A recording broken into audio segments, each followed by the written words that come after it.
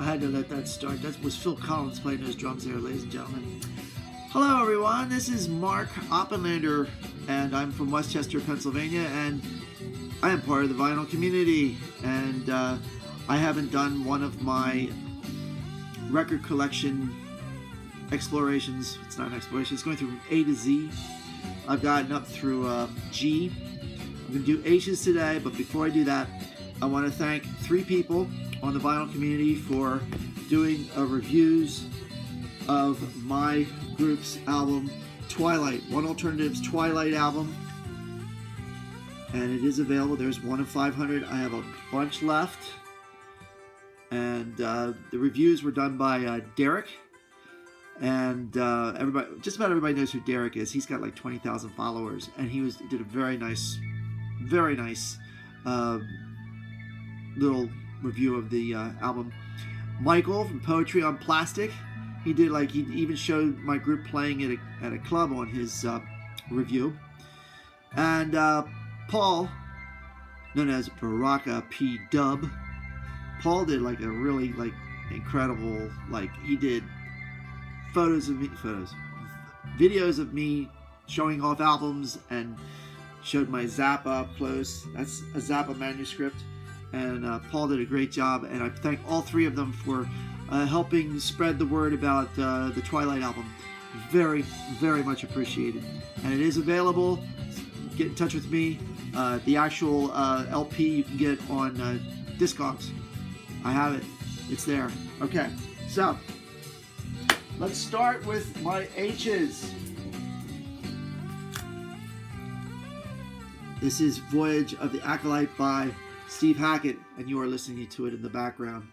Steve Hackett of Genesis. This is a wonderful, wonderful album. In fact, I have 2 copies of it because I love it so much. I'll probably give it to a close friend whoever buys a turntable first. All the way through, this is a super, super album. It's like Genesis without the words, except for a couple of tunes. Next, we have in the H's, I have 2 Daryl Hall and John Oates albums. Hall and Oates, the first 2 albums actually I have. Whole Oates. This has another Fall in Philadelphia, and I happen to be from the Philadelphia area, so I very much love that song. And the Abandoned Luncheonette album, wonderful album, really nice stuff. I didn't get into their 80s stuff at all, but I did love this. I didn't get into anything in the 80s hardly. Okay, now I got a bunch of Herbie Hancock albums, and I don't think they're in order, chronological order. The Fat Albert Rotunda, I just got this one relatively recently. Love it very much. This is an all music guy thing, so I can go, what is this album? But this is great. This was put out in I don't know, the 60s or the early 70s, I believe. I'm not sure. I did dig it though. I'm getting to know it. Next, the Herbie Hancock Sextant, and this was done after Headhunters. He had all these different versions of Headhunters, and all of these are wonderful. Let's see what we got next. And here is Headhunters. This is a musical vinyl. It's a Quality Records pressing. This thing is one of those really super duper recordings that I love so much. And for those who don't know, this is a CD of it, because what I do is I put the CD into my iTunes, and the iTunes goes into my iPod, which is like 20,000 years old, and I put that in my car.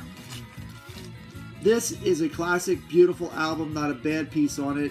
Highly recommended for those who don't quite know what fusion is, and it doesn't have a guitar on it. I'm a guitar player. Everything on here, I don't miss the guitar at all. Next, Man-Child. Herbie Hancock's Man-Child. 1975. Herbie Hancock.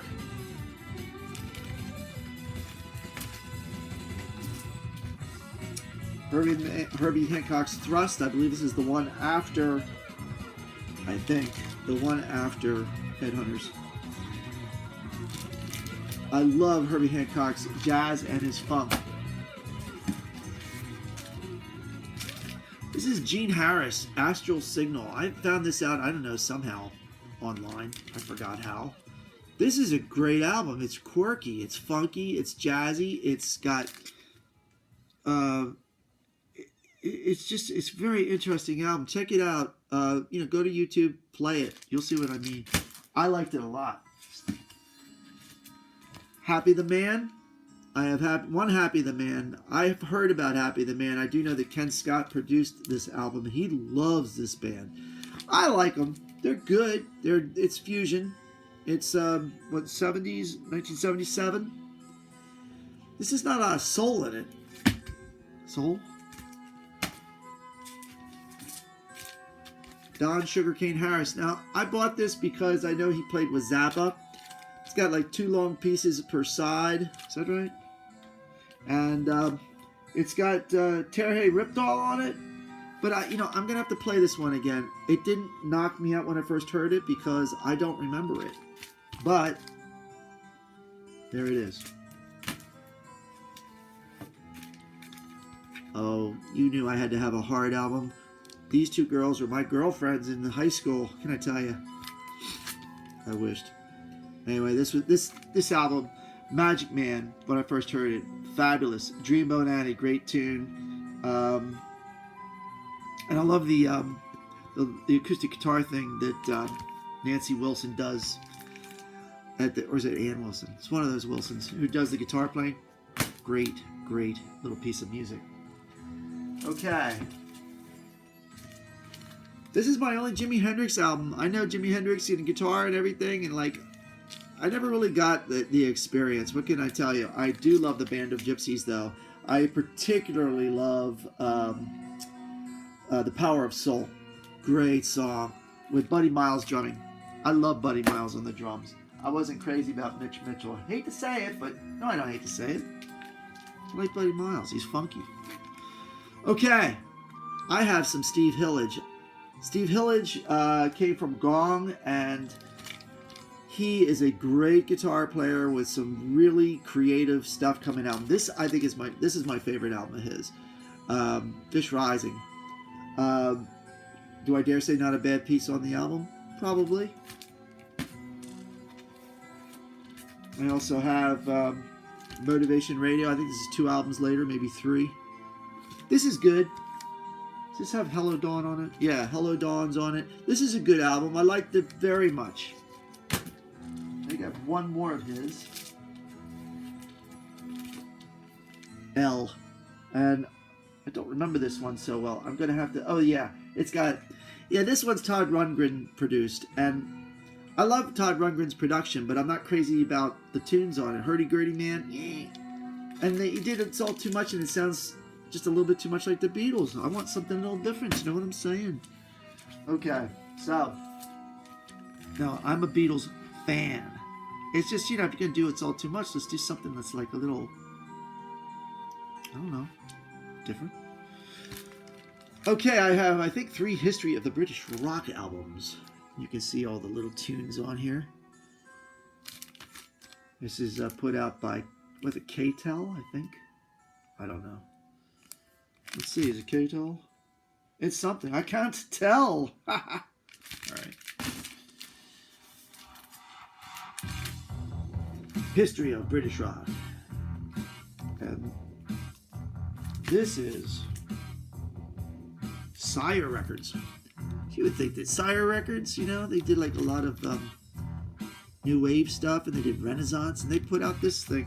I'm a sucker for British music, especially in the 60s and early 70s. History of British Rock. This is Sire Records. Also. And there's all the tunes on it, at least most of them. They got my thingy in the way. I'm not going to move it for you. Alright. Let's see what else I got. I have 2 Billie Holiday albums. Actually, more than that, because this is a double album. And this is like a best of the nothing, All or Nothing at All. Billie Holiday on Verve. Nothing to be said except great things about Billie Holiday and her singing. I have also a box set put out by Time Life, Billie Holiday. Oh, is it? There you go. Says a lot, doesn't it? And it's got a booklet in it. It's got like 3 records. And it takes care of my Billie Holiday. Yes. David Holland from ECM Records, the bass player. This is solo bass. It's beautiful. It's beautifully recorded, obviously, because it is ECM. I am an ECM sucker. I love ECM. Alright. Next I've got Richard Groove Holmes' Soul Message. And this guy, he's very funky, and he was around the time of Jimmy Smith, and I actually have a record of the both of them playing together. And he's got a kind of a quirky, funky way of playing. Here's another one, The New Groove. Next, I have 2 of these. The Hooters. And before Hooters were known as Hooters, there were these guys. And this is their first album that was released locally in Philadelphia on Antenna Records. And it's better than the ones that were released nationally as far as I'm concerned. This is a this is an unopened one. I thought, you know, hey, this will stay unopened. This will be worth $1 million someday. If you can find this album, get it. If you like the Hooters or anything close to the Hooters, and you know, they were very influenced by folk sounds and the Beatles and new wave and even reggae. They were into reggae and ska. I do have their first nationally released recording, Nervous Night. They re-recorded a couple of tunes that were on Amore, and not as good as Amore, but the one song was Hanging on a Heart, or Day by Day. Day by Day is great. And that was a new one, and then we danced. Okay. By the way, my old guitar teacher, John Lilly, is in that band. Okay, next, I have Mary Hopkin postcard. This is I got this mainly because, hey, it's the Beatle connection, you know. She's got a lovely voice. You know, those were the days, my friends, we thought they'd never end. I have another one of her albums somewhere, but I can't find it at the very moment. We have Nicky Hopkins, and he was a great session player. Played lots of his famous piano lines are on the Rolling Stones recordings. And he played with John Lennon. There's a really great film of him doing the Imagine album with John Lennon. Well, this is a really good solo recording by him that I love very much. There's a certain piece on here. It's a funk. What is it called?